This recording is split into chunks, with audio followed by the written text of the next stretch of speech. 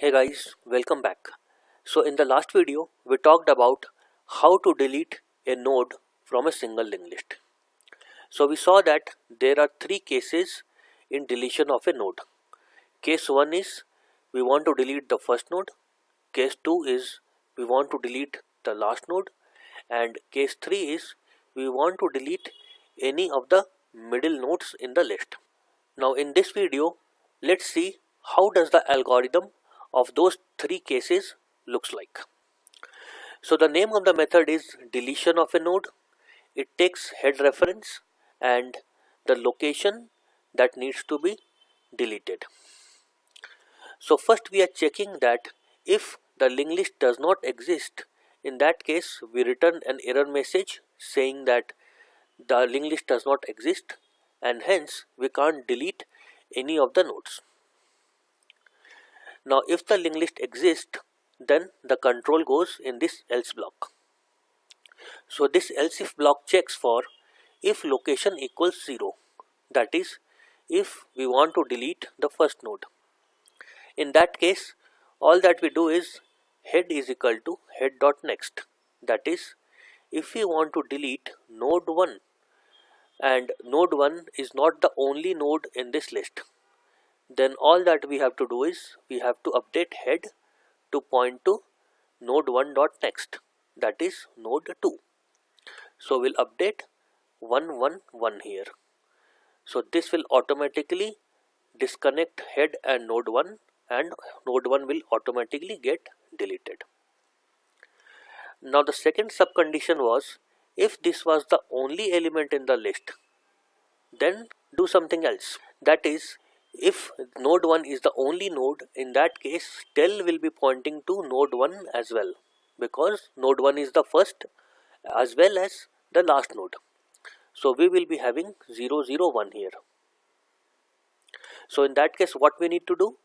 We have to do the same thing, that is head is equal to head.next. So head.next will be null in that case because there are no more nodes after this. Now head is equal to head.next means we have to update head to null. So this links gets destroyed. Second thing we have to do is we have to update tel is equal to null. So instead of 001 we'll put null over here. So that will destroy this link as well. So now as we can see, node 1 is not being pointed by any of the references. So node 1 gets eligible for garbage collection and it automatically gets destroyed. Now let's say if location that user has given is more than or is equal to last. That means if we want to delete the last element. Now you might be wondering that why we have taken greater than is equal to. We should have ideally taken location is equal to last. Greater than we have taken just for extra convenience, so that in case if user gives a location which is bigger than the size of the list, still we will assume that user wants to delete the last location. So let's say this is our list having 6 nodes, and if user gives saying that delete node number 10, so now there is no node 10 in this list.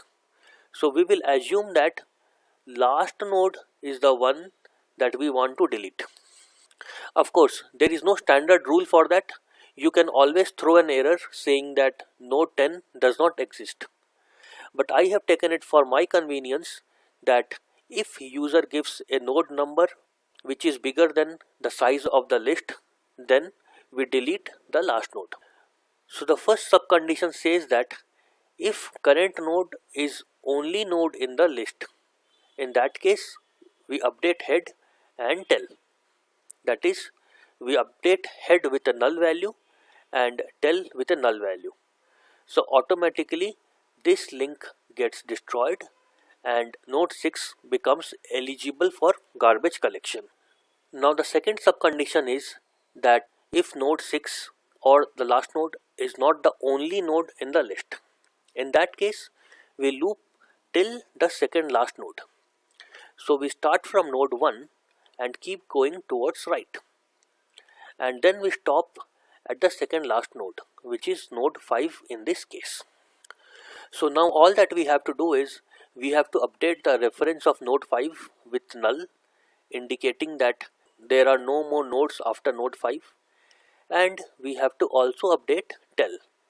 We have to update 444 instead of 5. So this will automatically start pointing to node 5 now, and the link between tel and node 6 gets destroyed. So now node 6 is not being pointed by any of the references, so it automatically gets destroyed. Now the third case was that if we want to delete any of the internal node, in that case all that we have to do is we have to run a loop from start till the previous location. Let's say if we want to delete node 4, then we start with the first node, go towards right, keep going towards the previous node to the node which we want to delete.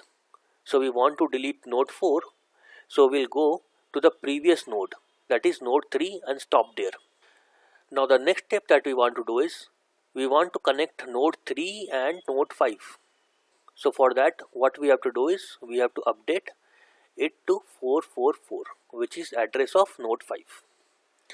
So now node 5 is not being pointed by any of the references, so it automatically gets destroyed. So now that we have understood how does the algorithm works, let's see what is the space and time complexity of this algorithm. So checking if the linked list is existing or not, it will take order of 1 time. If the node to be deleted is the first node, then we are updating some of the reference variables, which will take constant time. Similarly, if we want to delete the last node, checking that will take order of 1 time. If the last node is the only node in the list, it will take order of 1 time. But in case the last node is not the only node in the list, in that case we have to loop starting from first node till the second last node. So that will take order of n time. Then we update some reference variables, that will take constant time. Going into a else block will take order of 1 time. Now if you want to delete any of the internal nodes, then we have to loop starting from first node till location minus 1 node. So in the worst case we might have to travel almost the entire list, so it will take order of n time. Then we update some of the reference variables, that is a constant time operation. So if we add all of them, we land in order of n time complexity. Now the space complexity is order of 1. The reason is we are just using some of temporary variables here and there, nothing more than that. So those will take constant space complexity. So with this we come to end of this video.